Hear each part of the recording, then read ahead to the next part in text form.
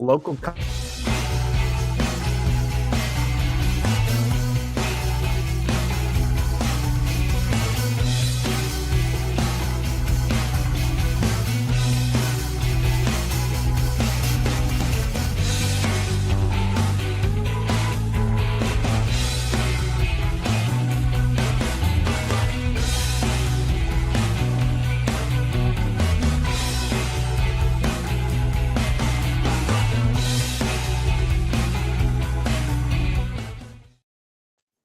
So the thing about doing a live show is that when somebody pre-populates the wrong intro video, you just run with it. Like that's just the thing. Well, I mean, apparently we have to teach Blake to check his graphics beforehand, or maybe give him more time after he gets the deck done to check that stuff. I'm making graphics. There's no time to check them. I'm making them right now. Right. He's literally building. Maybe if he had more time after to get the deck done beforehand, he'd be able to check that stuff. Yeah. This is, if you're joining us, this is the pre-show banter portion of Comic Industry Insiders Live, a weekly podcast where we talk about the comic book industry and all the things that happen behind the scenes, up to and including all of us torturing Blake on a near daily basis. We are putting together the show. Literally, this plane is being built as it's in the air. So, thank you for all of your patience and for joining us here once again. I'm just going to go around the room and introduce everybody so that when the audio eventually comes out, we can all hear your voices. So, clockwise, I don't know, clockwise will work. Let's do that. We'll end it with Joe. That's great. So clockwise from me, I'm seeing my co-host in this, the man from London, Ontario, Canada, proudly the Canuck, the Maple, the man, the myth, the legend, Mr. Brian Garside. Yeah, that was from this weekend. I should probably update that, eh? Hey, it's me. How's everyone doing? I got this like gruff, sexy, deep voice going on from some sort of sinus cold that I've had for far too long. Good. Kyle, our producer Kyle, the man who runs the XP, is hanging out in his car. He wanted to jump in and talk. I had to drive to buy a microphone. Oh, because apparently sometimes that's my job, is just go buy a microphone. Okay. Nice. What kind of microphone? Is it fun? It is a Shure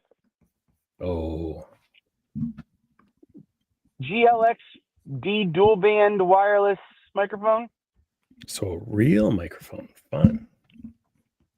And at my 6 o'clock, somebody who has no idea what they've gotten themselves into and is going to be doing an interview later on today, Chris from Raremark. Chris, welcome aboard, buddy. Hey everyone, how's it going? Super excited to chat. And Joe, we actually met at San Diego and had some beers, and you had an awesome panel. So I'm glad to catch up again. Yeah, man, it's good to see you. Yeah, right on. Mostly on mute because apparently the room tone in her room where she works is sounds like a jackhammer. I think this actually says a lot about her work. Maybe my right hand, Miss Megan Marsden. Hi, Megan. Hi. I'm not typing anything, so you shouldn't hear a cavalcade of horse hooves going through anything. I don't have the angry typing happening right now. Occasionally I don't know if he's ever been on this show, but Anthony Militano, who we work with, we used to, whenever we would have a conference call, we would always accuse him of doing performative typing because his keyboard was so loud. Like he was just like, all right, Anthony, we get it. You're working. Italian. It's being Italian. We type with feeling. We use our hands. Performance enhancing typing. I like it. Rapidly building our panel. Are we done yet, buddy? We're done, uploaded, and I'm reminding our social media that we're live. Yes, our very own. We made it. Mr. Buzz, Mr. Blake Morgan. Hi, buddy. How are you? Hi, everybody. Happy Tuesday. Whew. And if Brian is my Canuck brother and Megan is my right hand, I'm not sure which. I think I might be the right hand of Mr. Joseph Keating, right there in the middle. Hey, you're taking the What it's on the Brady Bunch? What was her name? That was always in the middle. What's Alice? Is that Alice. right? Alice. Get that There you Alice go. position. Awesome. Well, we're about 9 minutes out from going live, and I just put up a new camera, which I realized as we're going live means I have to keep going like this to see my whole screen, which is not helpful. But we're 8 minutes live. Kyle, how did local comic shop day go, buddy? I don't remember. Brian probably remembers better. No, I'm kidding. It was one of the most rewarding things I've ever done in comics. I'll be real honest. Nice. Right on. We had guests from as far away as Spain and Japan joining us. We had shops I know on at least 3 different continents streaming the show. We had guests from every time zone in the United States and content from Alaska as well. So I guess that's 4 time zones. And like we had just, a really great time. I had a great time live at Dreamers and Make Believers.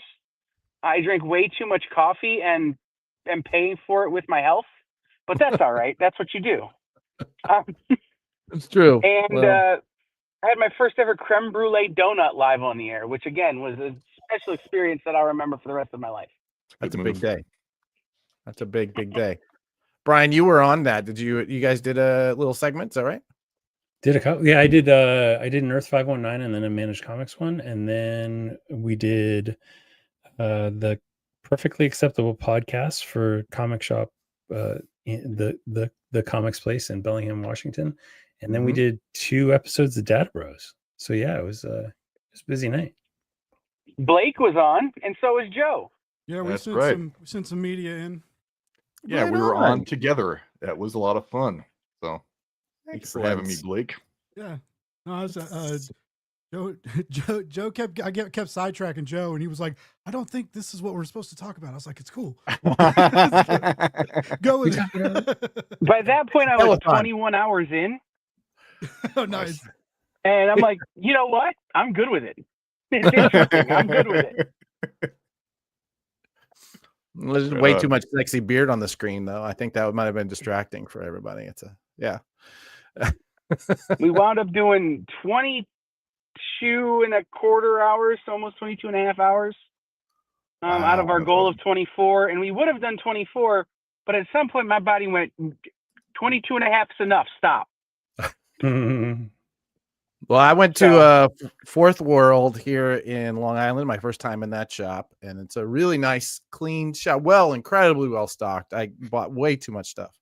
But Chris, did you happen to get to a local comic shop, or did you sit and watch the telethon? I unfortunately wasn't able to. I was on kid duty all weekend. But I'm like just digesting and learning more about it, and I mean it's so super awesome what you all are doing and how we can just drive like folks to the shops, right? Exactly. It's great. Yeah, 100%. Wonderful. Awesome. Anybody else? Did anybody else spend any time at comic shops this weekend, or listening to 2 dudes with beards talk about anything but? I went to I went to one and got a giant. I got manga. I got they're reprinting the old Gundam manga in these like crazy hardcovers, and I saw it and I was like, oh no! I was gonna spend a couple bucks, and then I picked up Joe Pruitt's Viking Moon too, and posted it online to kiss some butt. I did not say a bad word. No, I did not. I got to teach my daughter how to dollar dive at Third Eye. Nice. Because she can do it for you. He found Elmer Fudd Wonder Woman, one of the Warner Brothers crossovers. And so she got that. And then I got this beauty that lives up to its name with the local comic shop day insignia on it. So, and this shirt, one of the local comic shop day shirts. So, good job, Comics Pro. Let's do it again next year. Is that volume 1? Like the whole volume? That looked big. Cool. amazing. I'm trying to remember what I don't think I did pick up the Ultimate Wonder Woman. That was the one piece that I got that I was like, oh, I keep hearing about it. I should read the whole thing now. It's a trade, but yeah. Oh yeah. Yeah, I think the EXP in the next year is going to do a lot more events like that. Not 24 hours because I don't want to die, but big events. Next year is the EXP's 5th anniversary. So we will be doing the EXP Expo for sure in January, which will be a massive multi-day event. And then, other things throughout the year. But anytime Comics Pro does something like that, if you're watching us on the EXP, look for us to be doing something because it's a good partnership. And again, local comic shops are where it's at, man. If you're watching us on the EXP or you're watching us on, let's see, we have like 3 YouTube channels, 3 Facebook channels, a LinkedIn, and a Twitch. If you're watching, we'd love to hear from you in the comments, just like our buddies Tommy and Jeremy, always in the comments. Thank you very much for being there. Kenny Myers, who is the incredible developer behind things like Sweet and that retailer listing that I'm always going to get wrong, mostly just to annoy him. Find my findyourcomic.shop. That's right. Findyourcomic.shop. So if you are, we'd love to hear from you in the comments. And honestly, it does change up our show as we go along. So you are much a part of this as we are. So thanks so much. We are still about 2 minutes out. Anything else before we lose the crew and we get down to business? Anybody? I wasn't on this past weekend because I was in the woods at the time, other than the show I did with Blake. But I did stop at a Big Adventure Comics in Santa Fe when I was there recently, and they recommended this fine publication, this Bowling with Corpses, which somehow I missed. I mainline Hellboy whenever it comes out, but somehow I missed this awesome book. So you want to see Mike Mignola do a bunch of weird folklore without a giant red dude in it. Right on. Awesome stuff. Yeah. Excellent. All right. I've taken out my gum. Think we're about ready. Anybody else? Kyle, thanks so much for doing all that work over the weekend. We definitely appreciate that and all the support the comic shops can get. No problem. All right. Who wants to push the button so that we're not all pushing it? I'll push the button. It's Blake. It's all right, Blake. Here we go, buddy. We're ready? Is it time? We're ready. No, it's almost time. It's not quite. Why not? Quite time. Oh my God. We're on a strict schedule. Damn. We're on LinkedIn now, Adam. It's a strict schedule. LinkedIn does not screw around. Yeah. What up, LinkedIn? How you doing, LinkedIn? We love you. Thank you for letting us stream on your platform. That's gonna be like watching water boil. Now it's gonna take like forever to get. I know. How did I not get that wrong? I gotta get a watch with a second hand. That's what I need. Wow. It's really doing this. We're really doing this. Hit the goddamn button. Hey, LinkedIn.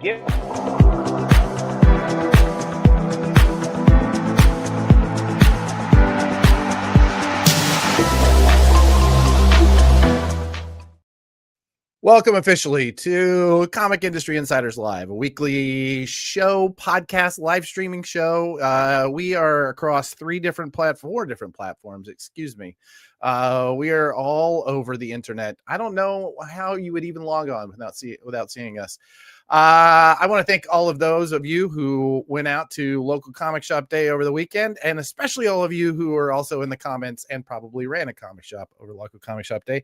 This podcast, this show, this web show of ours, we talk about the doings behind the scenes of the comic industry, and we try to dig deep on some of the things that are more important to people who run businesses inside of comics.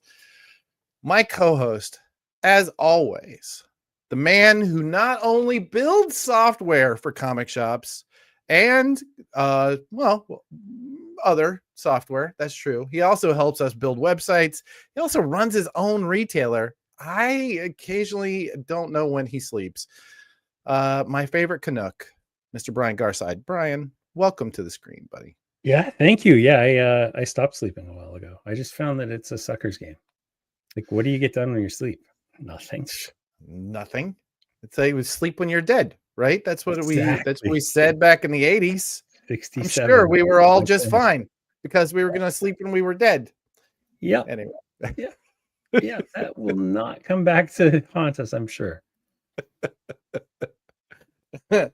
I want to reach out and say special thanks to Blake Morgan, who, as always, is putting these things together at the last minute and running the ones and twos behind the scenes. Thank you, Blake. This week, we're talking about auctions. And I really love this particular image that he chose of this one guy ready to, I don't know, is he gonna bid on this piece of art that's like stuck in I'm not real sure. Anyway, why are we talking about auctions, Brian? Well, I happen to have the good fortune to get introduced to a gentleman that we'll be talking to very soon. And during our conversation, because I have a retail operation, I decided to install the application. And during that, I was like, this is really slick. It's really easy to use. And then I had an amazing outcome with that auction. And we'll talk about that later. But it really it kind of opened my eyes to just different ways. Like more than anything, I hate doing things the way it's always been done. And so having options, having, more control and more kind of transparency into the entire process is super, super important. So yeah, it's this is going to be fun because I can actually show some numbers and things and show what happened after the thing, because it's been about a week now since I did this thing. Right on. All right. Well, I'm really looking forward to this, and I'm looking forward to our special guest. But before we get into that, I had a little bubble. I had to get rid of a bubble. We want to talk about the Prana Bullet. This is a weekly newsletter that we do through Prana DM, my company, where we help comics publishers, we help retailers, we help creators, we help basically everybody behind the scenes. Thank you. Thank you very much. The Prana Bubble. Yes. Everybody behind the scenes of the comic book industry. And once a week, we sit down and try and pull together all of the stories that we think are going to be important to people running comic shops and running businesses inside of comics. And we call it the Prana Bullet. Comes out every Friday. This Friday, we are determined that it's going to come out earlier in the day rather than like at 6 o'clock when it's the very last thing that I did in the week. But if you will sign up right now, you want to scan this code or go to the link that was in the comments momentarily, but feel free to jump on that. We would love to send you the very next one. All right. Do we want to talk about what's happening next week? Yes, very much so. So next week is New York Comic-Con. It is right here in lovely Manhattan, New York. New York City, New York. The town so nice they named it thrice. This is one of our biggest shows. This is actually probably, I think, might be the biggest show in population against San Diego. I think they're good neck and neck as far as the number of people who show up at this thing. It's massive. It's a massive show. However, there's a very small component that if you are a comics retailer or you are in the business of comics, I always recommend that you do. And Prana is going to be a part of it. The retailer day that happens on, what is it? That Wednesday. Is that the 7th or the 8th? Yeah. Help me out here. That's the 8th. That's the 8th. Okay, great. So on the 8th, we take over the entire section above there, and all of us who work with comics retailers, we set up little tables. I'm going to have this right here is actually a tablecloth. We'll have this on the table, and we'll be representing all of our clients. We're going to have something crazy special that we're giving away that we've been working very, very hard on. And we'll be talking about that here on this show next week, but we're going to talk about that more a little bit later. So yeah, come on by New York Comic Con on Retailer Day, and then there's an Industry Day on Thursday. Definitely come back for that. I think we're going to talk a little bit more about that too. For sure. Yeah. Let's see. Also, the week after that, we're going to Baltimore Comic Con, so that's at the Baltimore Convention Center, the 17th through the 19th. And Prana, we're going to have our very first booth at a comic convention. So this is going to be new. We will have merch. Our first Comic Industry Insiders merch is going to be ready. We're going to have that book. Did I say book? Oh, did I say book earlier? I don't know. We're gonna have that for sale.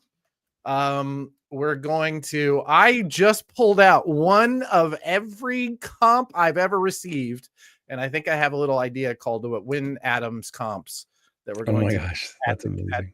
At the convention. So please come on by if you're in the Baltimore area. You'll get to meet me. You'll get to meet Megan. You get to meet Joe, who was on the screen earlier during the chatter.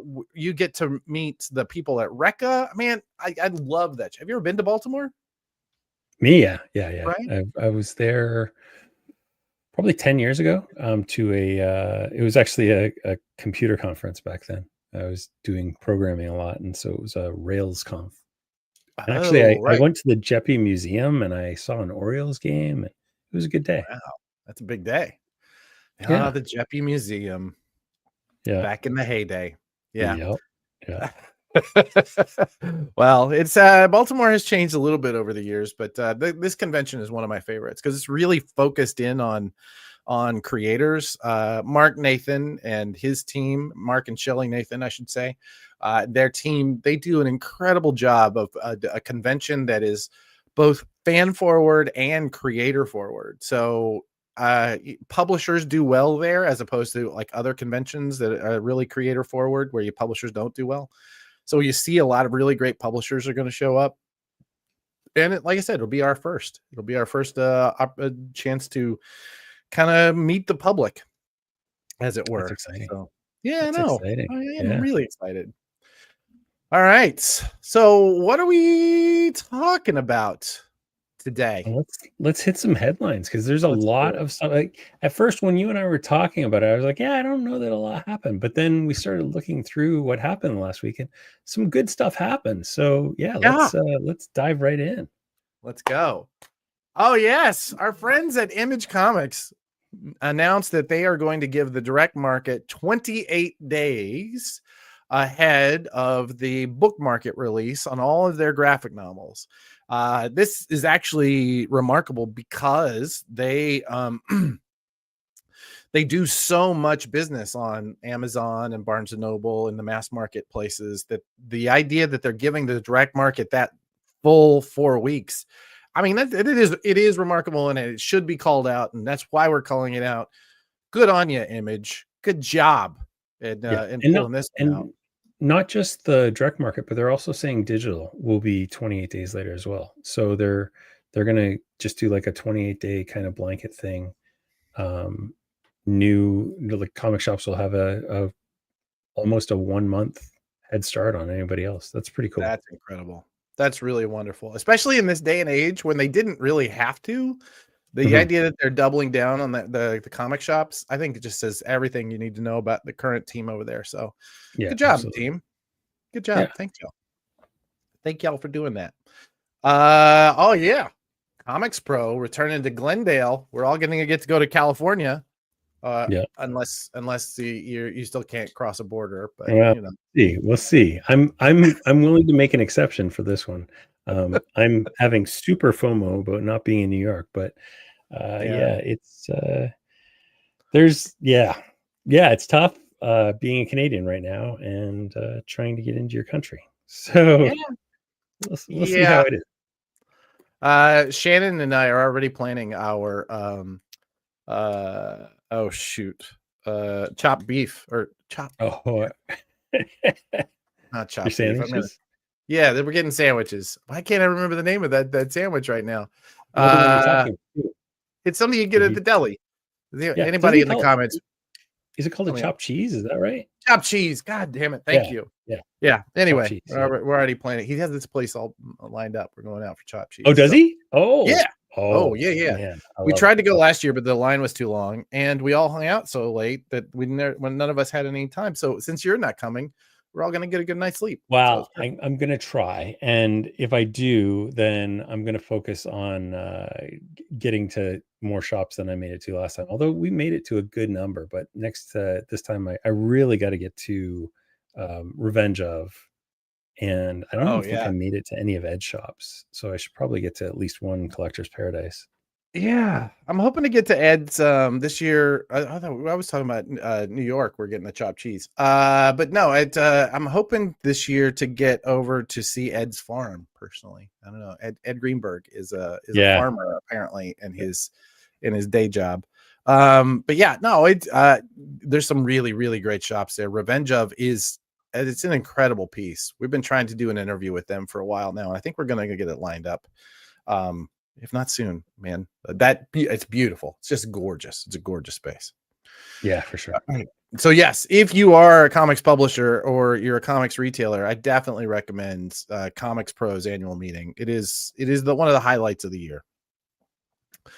All right. What else were we talking about? The insider talk. So yes. This is kind of part of that whole New York Comic Con thing. So on the 8th, there's the Retailers Day, and then on the 9th, which is the Thursday, there's an entire day of ICV2 insider talks that start at 5:15. He's going to have Todd McFarlane, then comic distribution in the post-Diamond era, which is going to be this kind of keynotes that he's doing with Angelo from Universal Distribution, that's the company that bought the Alliance part of the Diamond thing, and that seems to have actually not let it fall apart the way that perhaps some other parts of the organization perhaps the sparkle popped. Yeah, perhaps so. Yeah, I think in many ways, when I look at that and we look at the fact, somebody recently was asking me why I felt like Diamond put their chips behind those two buyers, and the only way I see it, not having really any insider information on it, is that Angelo and his team and their plan, I think, was really what Diamond was getting behind. The fact that Sparkle Pop is treating everybody so poorly was just, I don't know that anybody knew that was coming, although we'll see. Rumors around the water cooler are that we're going to hear Free Comic Book Day news out of NYCC. I haven't heard that yet, Tommy. I know that there's a lot of stuff going on behind the scenes right now. I just don't know.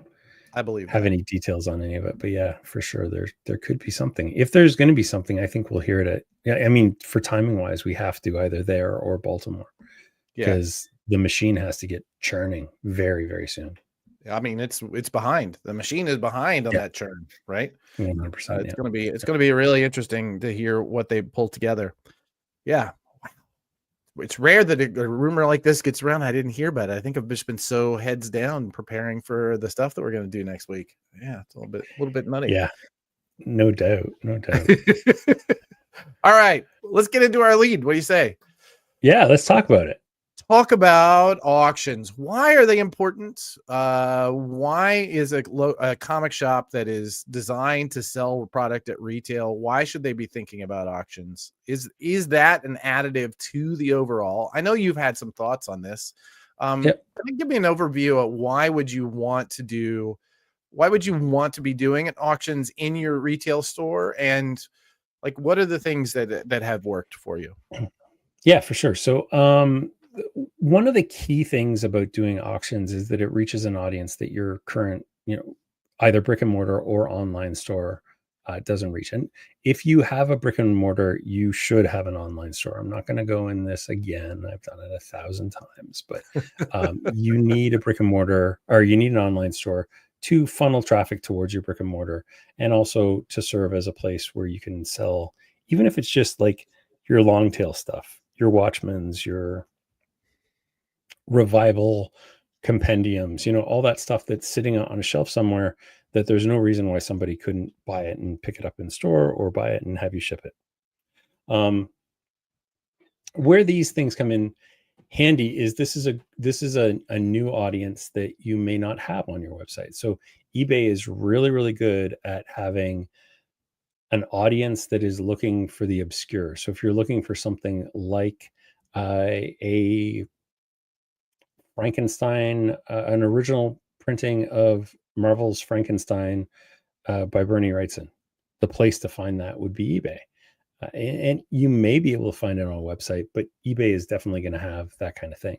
eBay is also really great for auctions, especially if they're things that are like kind of hot and of the zeitgeist, because they've got a massive audience that is curated, that is looking for that stuff.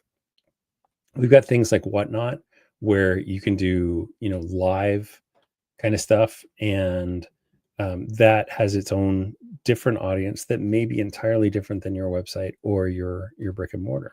And then there's a bunch of other auction sites, Comic Link, Heritage Auctions. I forget that other one. Comics. What was that one called? Comic Connect. Yeah. And so all these are focused on different kind of areas of the market as well.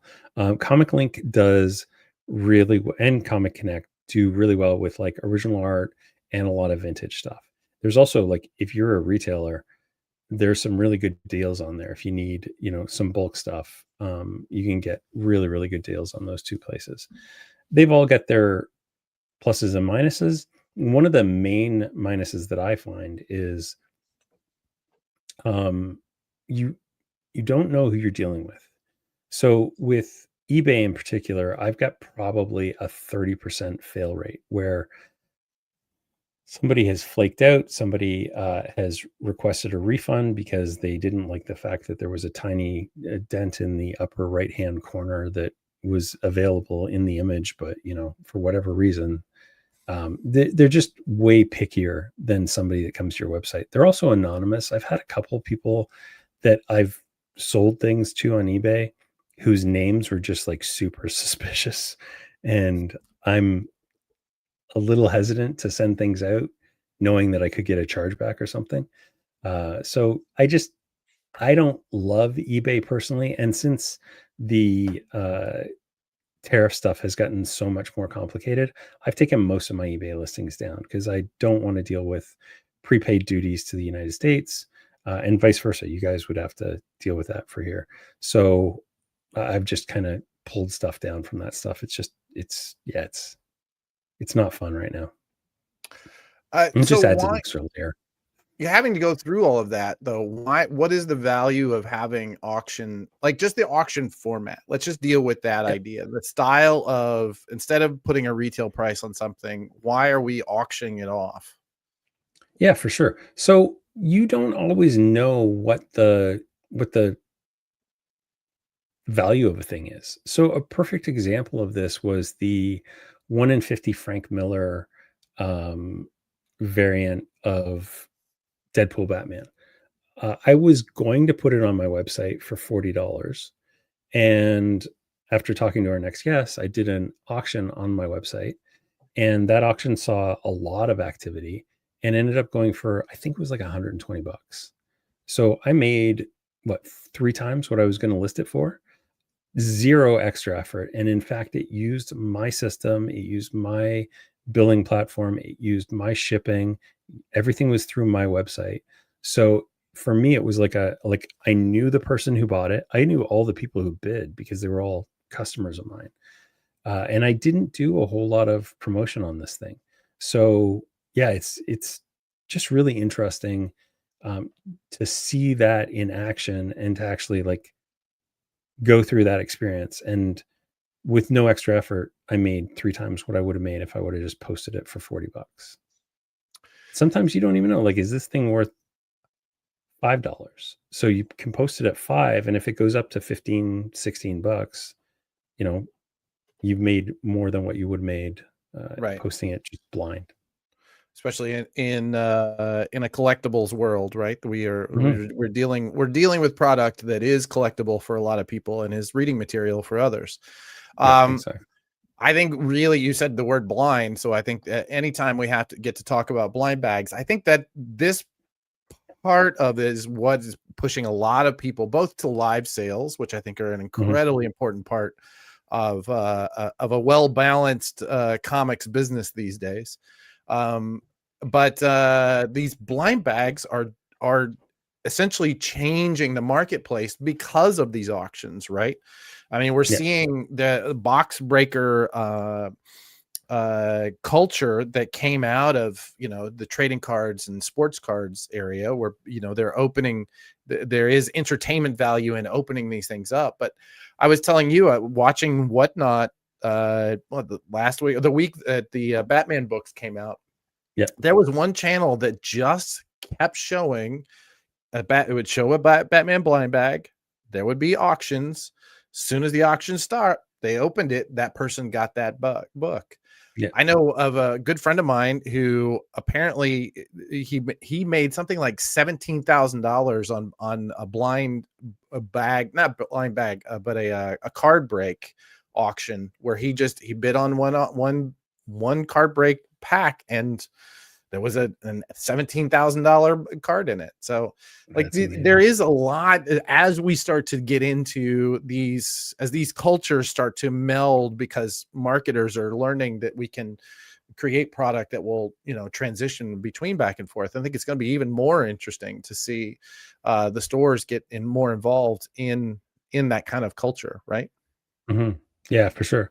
Yeah. And like you said, like that is a whole other muscle that people don't necessarily have, the ability to go live, turn on, that kind of stuff, and go through the whole live process, auction it. Like, what does that fulfillment look like? All that stuff. So yeah, there's so much in this whole world, and it's pretty interesting to see as it kind of shapes up and changes constantly. And we can see that we can learn from how others are doing it in other collectible markets and other areas. We can be doing that. All right. Why don't you tell everybody about this week's guest? Yeah, for sure. So this is Chris Tung from Raremark. So Raremark is an online platform that has up until now been mostly focused on original art. And Chris will correct me when I'm inevitably wrong here. So they work a lot with artists like Frank Cho, Scotty Young, and their platform is kind of to offer these things up for sale on raremark.com. And then there's an auction component there. So they built a platform within Shopify that allows you to very, very simply and very quickly put an auction on your own website.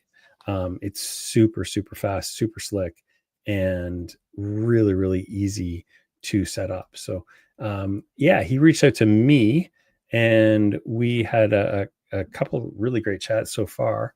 And yeah, let's bring him in. Chris, welcome to the show, buddy. Super excited. Thanks, guys. Excited to chat and hang out, talk comics. How much of that did I get right? 100%. Yeah, you nailed it. There we go. Look at that. Yeah, you nailed it. It's been a really, really great journey, and excited to chat more with you guys about it and just help more creators and retailers and publishers. Yeah. We've seen over the years, both in the podcast and in doing business, I've met a lot of people coming into comics from kind of a tech world, and they all kind of want to show their bona fides, but very rarely do we see an art wall behind them like you have here. Can you talk about some of the pieces you have here? But we definitely want to get into but I want to talk about what you've got here, man. Yeah, for sure. Thank you, Blake. So this one right here really started it all. That's a Jim Lee Batman sketch from 2007. He drew it for me the day of prom, and just I know everybody has an amazing story about how Jim Lee's awesome, but mine was, I was fifth in line. He drew sketches for the first 4 people. He said, "Hey, come back later at the end of the day, and I might be able to do something." And I said, "I have to go to prom like at 5." And he said, "Come back before you leave, and I'll see what I can do." And I ate lunch. I came back at 1. He saw a huge line, but he saw me. He motioned me to come over, and he just like drew the sketch, and it really started everything in my love of comic art and original art. Because I was a comics fan at the time. X-Men '92 was the first one I had with my dad. So that's that. This one up here is a fun one. That's Ron Swanson, done by Mike Choi, who of X23 fame. He was actually doing drops, I believe, during the pandemic on his Instagram, and I think he set the price to $1, and it was like an auction on Instagram. And I commented $100 like immediately, and then no one ever bid. And we started DMing about it, and he was like, "Well, I guess you just blew it out of the water." And I said, "Well, yeah, because it's worth more than that, but I thought it's a pretty low bid. I mean, it's like this ink wash watercolor piece."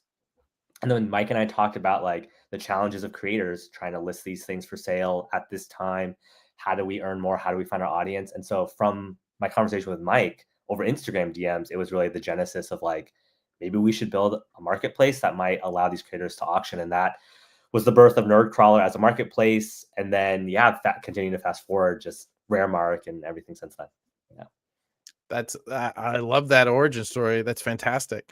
Who do you think who is primarily listing on Raremark now? And who do you think would probably be best served by it? It's just from a listing standpoint.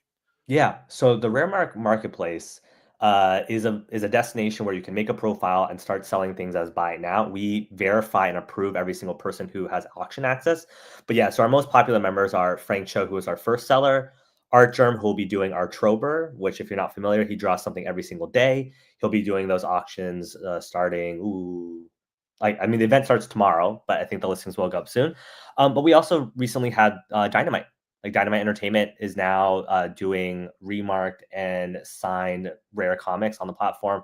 We also partner with reps like Jason Shacknor about Essential Sequential. So it runs the gamut of top tier publishers and creators. And then also, if you click on new partner auctions, actually at the top, this is kind of the, So that's the thing that Brian was referring to, which is as we've realized this auction technology has changed the lives of Artgerm and hundreds of other creators, we said, can we give this technology to publishers and retailers where they already sell? And a lot of them said, we're interested, but we do all of our sales on Shopify. Can you just give us the technology to run on our Shopify shop? As we said, we'll figure it out. And so now if you have our Auction Now app on your Shopify shop, we're cross-listing your products directly on the marketplace so that you can now get more buyers and sellers. But then as Brian mentioned, the transaction process happens entirely on your Shopify shop. So payments, customer data, all that kind of stuff, boom, directly for you. We just power the technology and also help with you finding new customers.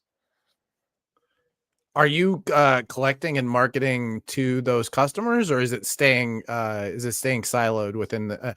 I apologize to Chris. Normally, we probably should have done like a pre-interview where I knew which questions to ask and weren't going to embarrass you. That's a perfect question, though. I'm going in with it. Yeah, talk about the marketing. Yeah, so we believe that we win when our retailers and partners win, right? So we market on your behalf as well. If you tag us on our Instagram, we share those on our stories or accept collab posts. Right now, every Thursday, we're working on just like an email of like all of the partner auctions in the network. And so that's allowed even like, so Scotty Young was one of our big new Shopify stores that signed up last week and did an auction. And we found out that the person who bought one of his pieces was a brand new customer.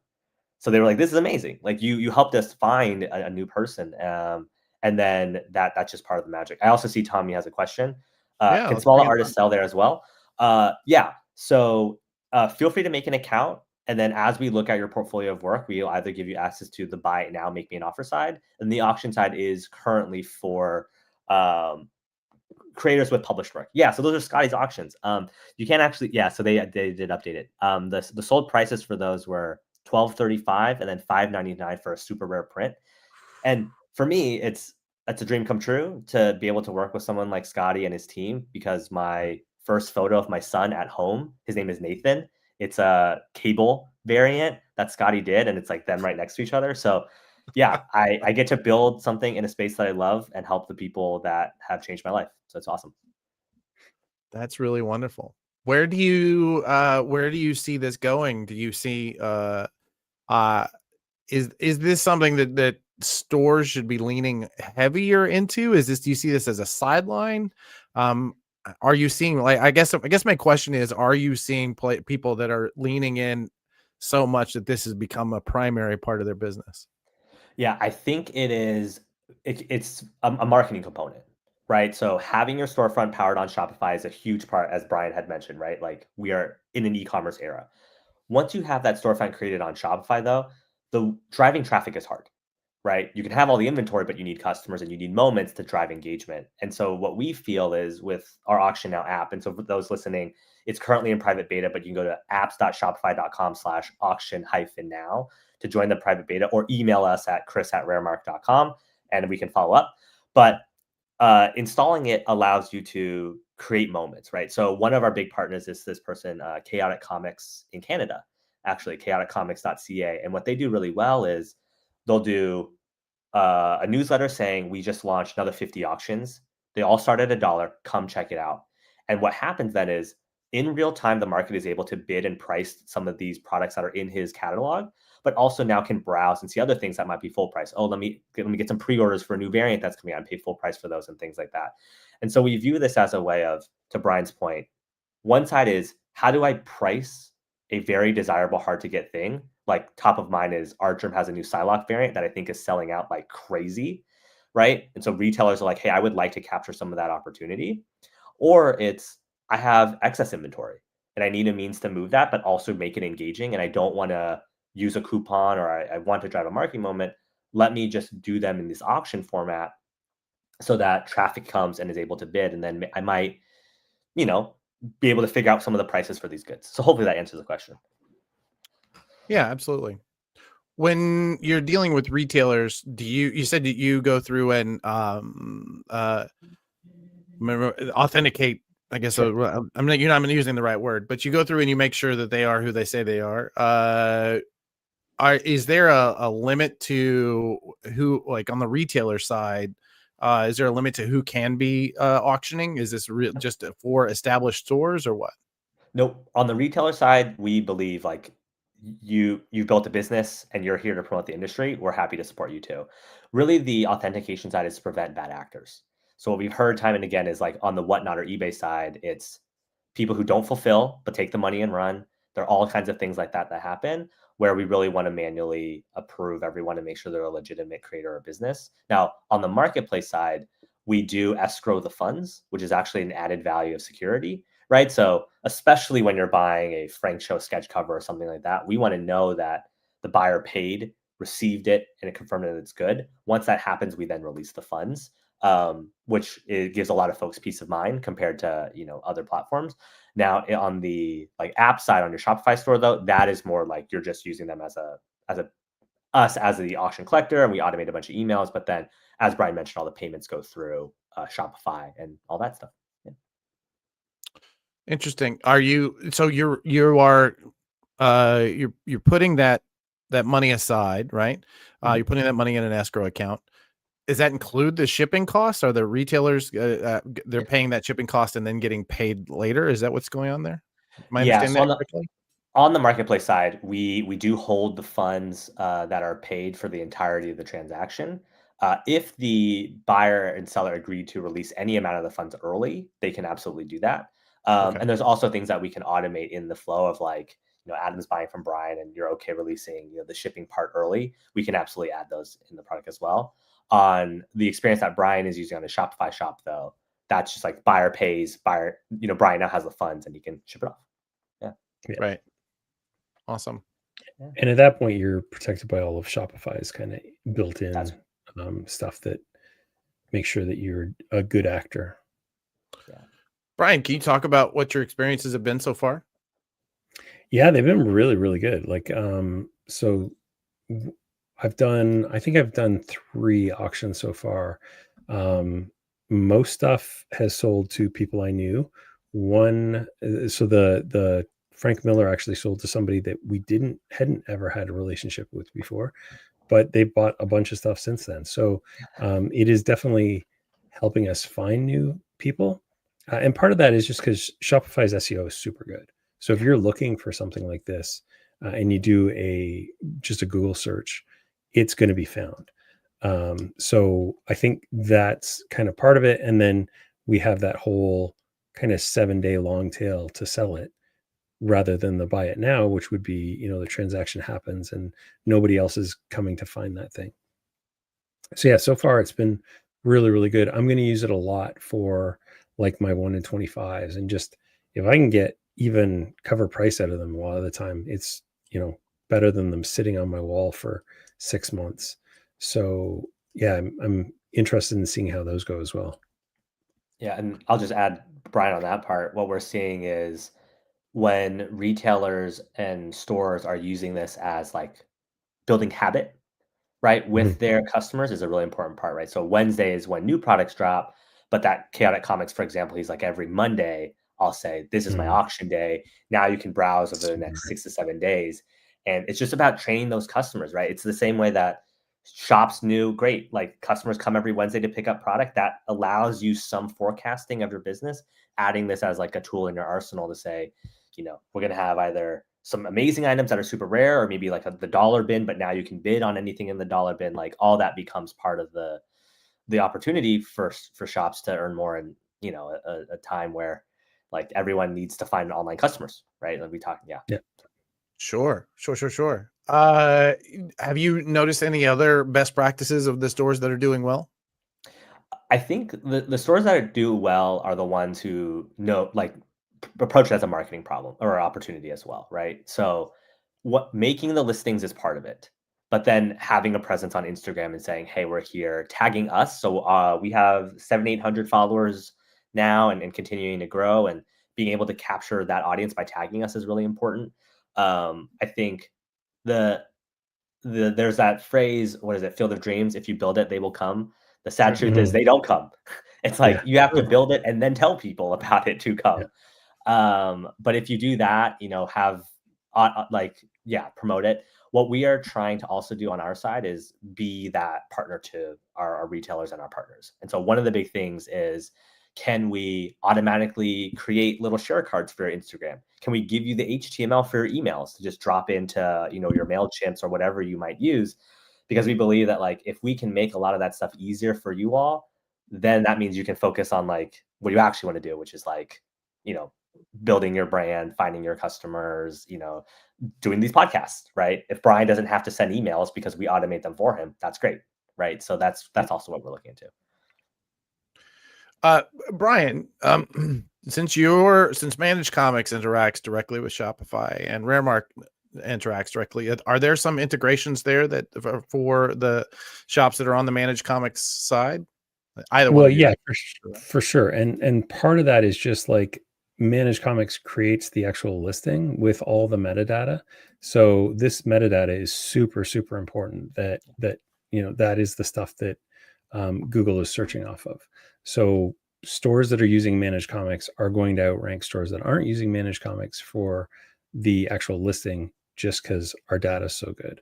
And then from there, it's very, very simple to change this from a product into an auctioned product. Like literally it's 3 clicks. So once you've got the data for the book in, then creating the auction is super, super easy. I mean, I can tell you just from my own history as a retailer, it's been 15 years since I did what you are doing. But just that the slog of trying to list through eBay or Amazon at the time, right, was just such just horrible. Yeah. I'm so glad that 3 clicks, that's the sexiest part of this so far, frankly. For sure. And one of the things that we added based off of feedback from a retailer was, well, first, we allow you to just select many listings all at once and then turn those into auctions very fast. One of the asks was, if I set the start price to be $1 and the end time to be 7 days from now, just give me a button to make that for all of the things I'm about to create. So we did that, and that's already live. The next one that they asked was, can I just search in the app and then click check all to turn them all into auctions? So you pair the two together. And it's like, so because someone was like, I want to auction 1,000 comics in my inventory. And we were like, okay, check all button, start price, end time, click that button, go, make 1,000 auctions. Like, we recognize you're all very busy. And so how do we just make that easier is a really big part of it for us. Yeah.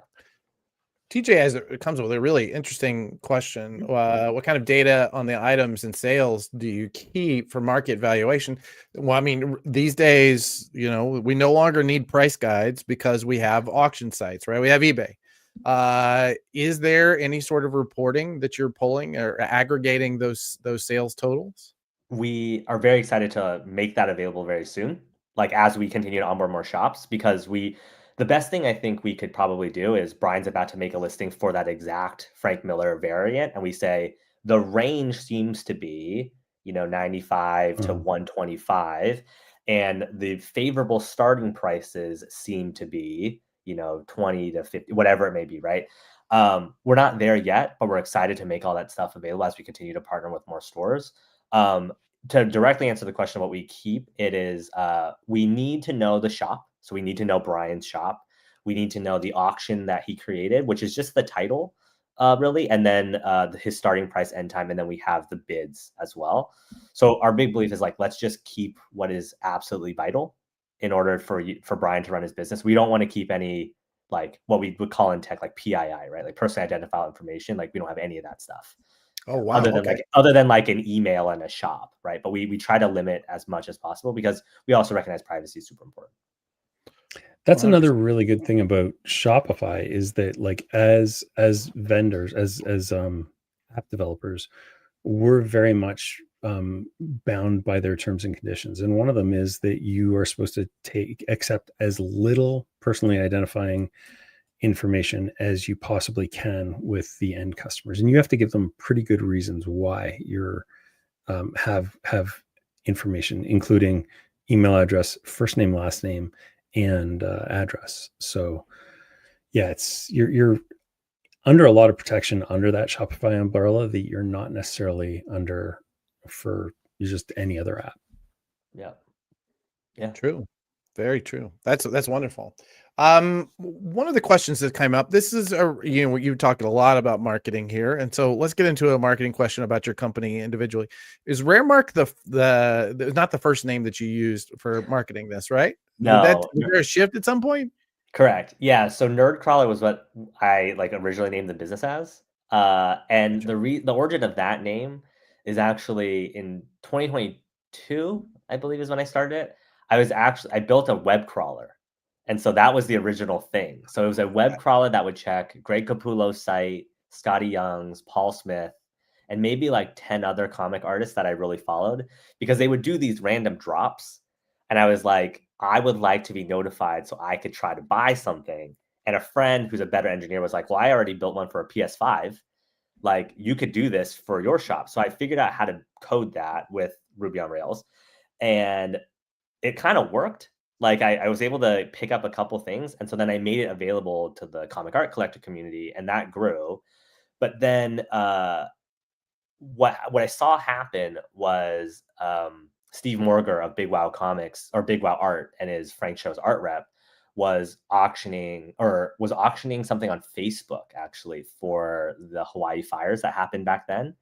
Okay. And he would ask you to email him the bid. And then he would go to Facebook and tell you what the current bid was. And you'd have to like go back and forth between these two things. So I was like, there's got to be a better way. And so I emailed him and I was like, would you be interested? And look, it was an Adam Hughes auction. And I knew I wasn't going to win it because the starting bid was like 1,000. And I knew it was going to be like many thousand. So I sent him a bid of like $1,010. But then at the bottom, I was like, would you be interested in a better way to auction and sell this? And he said, you've been outbid. And yes, I would be interested. And that really set the tone of like sprint in 7 days. I built the fundamental basics and then we kept building. And then as Nerdcrawler, the marketplace got bigger, we just realized like the name didn't work anymore. And so that's when we rebranded to Raremark in May. None of my business, but always interesting to know is has Raremark, has it been bootstrapped by you and your team, or do you have like a bunch of investors behind the scenes, or what does that look like for you? Yeah, I bootstrapped it for the first like year and a half, and while I was working a full-time job, and then I received funding to join an accelerator, the Launch Accelerator actually, which is led by Jason Calacanis, who was an early investor in like Uber and Calm and Robinhood. And I, working in tech, I was like, I've wanted to kind of take a swing at this. I'd worked at Comixology actually from 2012 to 15 and got to see that exit. And I was like, maybe this is a chance to like build a company and team and culture that like I'm really proud of. So I went full time, and then we've raised a little bit since then from a couple of other investors. But yeah, it gives us the opportunity to have a team. And so actually in the beginning it was just me, but now I have my co-founder Jacob, who is actually the lead behind the Shopify app. We have John on marketing, who actually came to us from CGC. And so we can actually hire folks, and yeah, it's been really great. Yeah. That's really wonderful. Well, more power to you. I think we've seen this year, especially, we've seen some really incredible, passionate people come into our space and build assets like yours for this marketplace, and I cannot get enough of it. And it looks like you're really making a difference for a lot of retailers. So thank you. Please do keep it up. Is there anything that we haven't talked about that you want to make sure that that our audience hears? Yeah, I would just say that right now you can't actually find the app because it's in private beta, the Shopify app.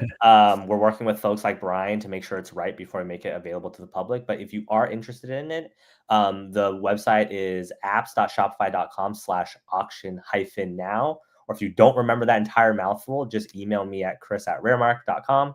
And we'll get you set up. We really just want to work with as many folks as possible to help you all with our technology, right? And being able to say that Brian and Scotty Young and 25 to 30 other stores are now using it. It's been an absolute privilege to partner with them, and we're just looking to work with more folks. Awesome. If there's an Auction Now website. Are we allowed to say what that is? Oh yeah, because yeah. Auctionnow.ai is Correct. an easy way for people to just like pull up and book a demo or join the waitlist. Yeah. And yeah, I guess I can add like the reason why it's the auctionnow.ai.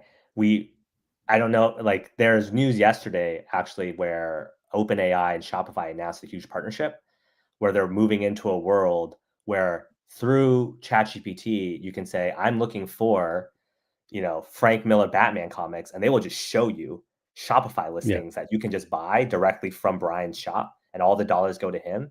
And so we think that the opportunity is like, let's get it right for the shops, then also allow you guys to just run those through the future. Because man, we are living in a crazy time, science fiction future right now. We definitely are, and that is definitely the you talked about SEO. I mean, what is it now? It's called then when you're trying to SEO for AI, it's got a whole new brand name. But like that now, the search is completely changed, hasn't it? Yeah. Chris, if you will drop the link, if you go ahead and write out that link and put it into our private chat, we'll make sure that it goes into all the different channels. TJ. Yeah, the private private chat. There you go. I see it. Cool.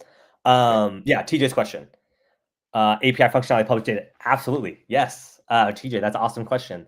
So we think there's a really big opportunity for us to make some of those insights anonymized but available so that retailers and publishers can have access to this data to say, okay, that Frank Miller is moving at this amount, right?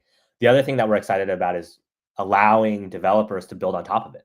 So right now, the no-code solution that Brian has on his shop and Scotty and other folks, we think there's an opportunity for those of you that are more technical can say, well, I want to build my own auction app for WooCommerce, or I would like auction technology for my local shop just directly and bypass Shopify. We think giving you all API access gets really exciting, and we will share more of that in the future. Definitely, like we'll reach out. Yeah. Awesome. Yeah. Thank you so much for jumping in, Chris. We did share your link across all of our various platforms, and looking forward to hearing more. We have to have you back after a little while and hear how this is developing. Thanks so much for coming on. Yeah. Thanks, Adam. Thanks, Brian. Appreciate it. All right. Thank you, buddy. Okay. I think we have a few things here to promote here at the end. If you don't, as per usual, we do. When you're working with a publisher like Rekka Comics, it's nice to have somebody who wants to do direct to consumer, but also push people into comic shops. That's what we've done here with this Kickstarter. This Kickstarter has been a dream to work on because only 3 days left. Yes. Thank you, Blake, for reminding me. This one has been a dream to work on because every tier, beginning with the $25 tier, if you spend $25 on this, you're going to get a $25 gift certificate at the comic shop of your choice. Why do it this way? One, because we want to sell you Rekka Comics and have you go into your comic shop, but also the big part of this company's mandate is to get people into comic shops who would not normally go. So we would sell a lot to the cybersecurity crew, and a lot of them are not going into comic shops on a regular basis. So they will have an incentive to come and see you, Tommy and Jeremy and everybody else who's in the chat. So yes, please do check this out. Please do promote it. I will say that if you're a comic shop and you promote this, you're going to be making $25 every time somebody signs up. So I would love it if you can get behind this. Oh, did we see? We're both. Yeah, that's okay. Skip that one. Yeah, no, that's fine. I didn't push any button. Yeah, so I've got an office hours this Thursday at 1 p.m. And so you can just pop in and ask questions. I'll just be online for an hour or so, and we'll have information on our website. I think Craig is still building the official like room thing, and so we'll have that up very shortly. So please join us on Thursday at 1 p.m. Eastern time, which is what, 10 a.m. Pacific? Is that right? Feels right. Yeah. Before we hit the end, let's do this. All right. Look at that. That looks like a. It's almost like you can. It sounds like almost like it says comic there. That one looks like it starts with a C too. It's like two things about comics I think are happening. Interesting. That's really fascinating. Brian and I don't do this for a living. We don't live stream for a living. We don't do newsletters for a living. We make stuff and we make stuff for the comics industry as a general rule. I mean, my company works with a lot of different publishers. Brian has managed comics, which works with a lot of different retailers. We also know what is missing. Like we get a bird's eye view of what are the things that could make the comics industry better. And I think we're both really committed to building those things. And we're going to be able to announce two of them, one for him, one for me on this show next week.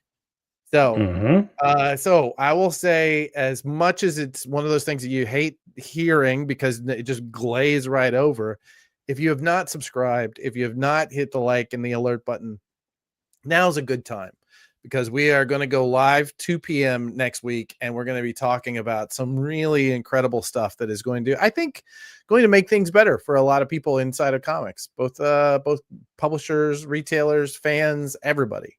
So it's I don't know. I'm so excited, man. It's gonna be a good show. It's gonna be a good show, and then a good New York Comic Con in Baltimore while we get to talk about these things. It's wonderful. I don't think I've been nervous about something that we were doing like I am about this. So this is gonna be fun.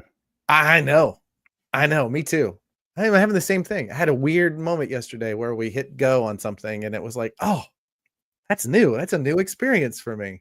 Yeah. I'm really excited, and it was fun. I mean, I can feel Chris from Raremark. I feel that energy of, oh yeah, this is something big. This is something big that we built. So it's good stuff coming up.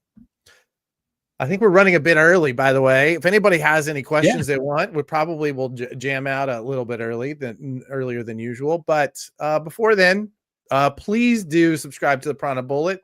Please do check us out tomorrow. We're going to be dropping on Thursday a new podcast, Comic Industry Insiders, and it's one I'm really looking forward to showing everybody. So check out the newsletter. Please stay in the loop, as it says right there, and we'll get you the very next one.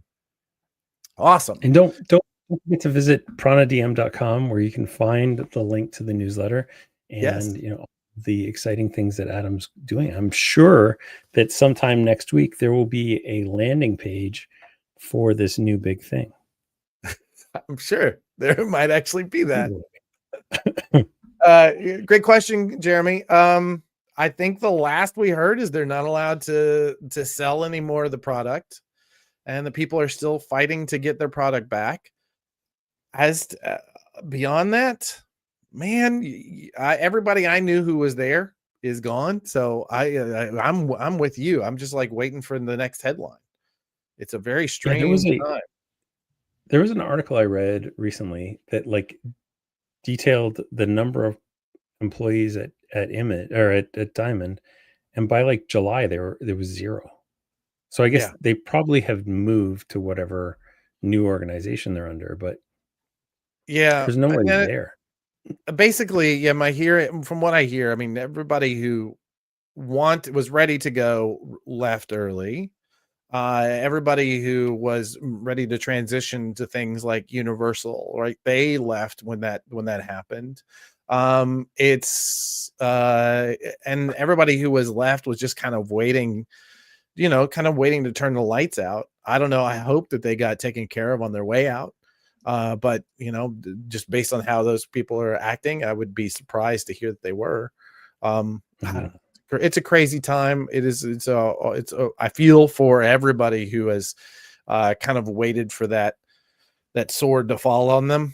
And I feel most for those publishers who have just been locked up. We had an interview with Eric Reynolds from Fantagraphics. I'm not sure when that we're going to drop that one, but he was talking through what the effect that this has had on their company. And I just feel for them so much, because you make partnerships and you make relationships and you feel like those are going to last you a career, and they are, but those people are going to go somewhere else. And so if you're not careful, man, you can really get bound up.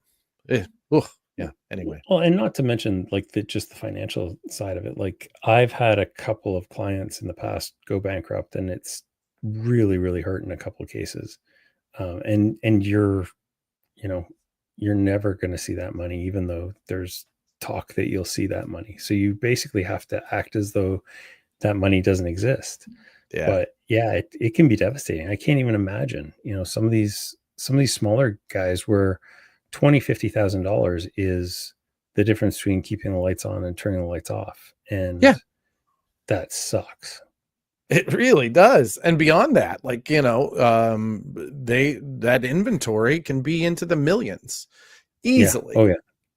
Easily. And that, just having to go through and reprint those things is going to be enough to put anybody under, especially after the 1-2 punch of having lost that revenue. Yeah, for sure. Yeah. All right. Well, I feel like we've squeezed this particular fruit of all of its juice. I want to thank all of you for joining us this week. It is our pleasure to meet with you once a week as you're getting ready for your new comics day rather. And I want to thank the Experience for helping us out with this platform and for doing their big thing for local comic shop day. The fact that they're so supportive of comic shops is something that we do appreciate completely. And thank all of you, because frankly, if the comics industry goes away tomorrow, Brian and I don't know what I will end up doing. Gardening? I think I would. I've been thinking about this quite a bit, and I've always wanted to do a traveling puppet show. Traveling puppet show. I know people who do that, traveling puppet shows. That's actually fun. Fred Van Linte's sister Gretchen does that. She's here in New York. Yeah, I think I know people. We'll make that work. Let's go. All right, let's do it. That's my second career.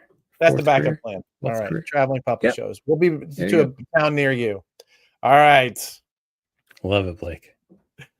Namaste, y'all. Namaste.